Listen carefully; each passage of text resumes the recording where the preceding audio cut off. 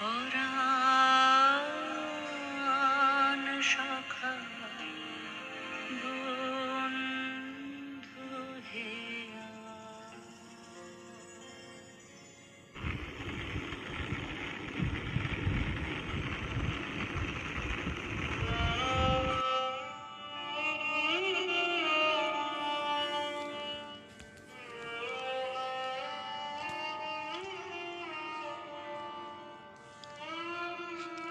সাবানের ঠান্ডা গন্ধ, অবিরাম জল পড়ার শব্দ, আর স্নান করতে করতে আমার মায়ের খোলা গলায় নিজের মনে গেয়ে যাওয়া রবীন্দ্রসঙ্গীত।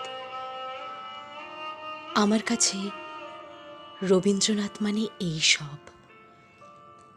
আমার কাছে রবীন্দ্রনাথ মানে ২৫শে বৈশাখের আনন্দ উৎসব নয়, ২২শে শ্রাবণের ব্যথা নয়, জোড়াসাঁকোর ঠাকুরবাড়ি কিংবা বোলপুরের বিশ্বভারতী আমি কোথাও তাকে তেমন করে পাই না, যেমন পাই আমার মায়ের খোলা গলার গানে।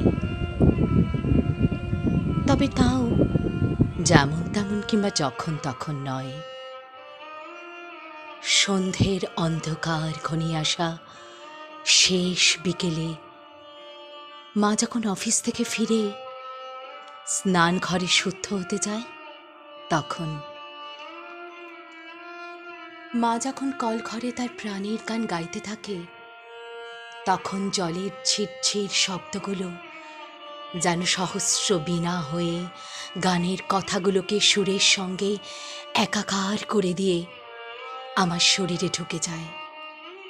আমি বুঝতে পারি এখন আমার আর রক্ষা নেই,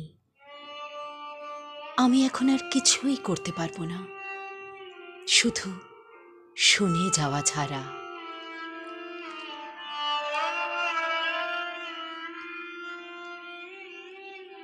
সেই অর্থে রবীন্দ্রনাথ কিন্তু আমার মাস্টার মশাই, এমনকি আমার ডিকশনারিও। কিন্তু শুধুই তাই নয়, রবীন্দ্রনাথ আমার কাছে আরও অনেক কিছু। আমার মায়ের একটা প্রিয় গান,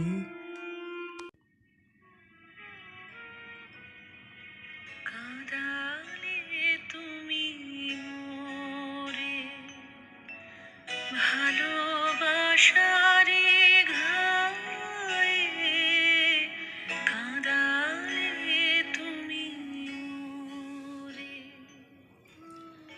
নিবিড় বেদনাতে পুলক লাগে গায়ে, তোমারও অভিসারে যাব অগম পারে, চলিতে পথে পথে বাজুক ব্যথা পায়ে।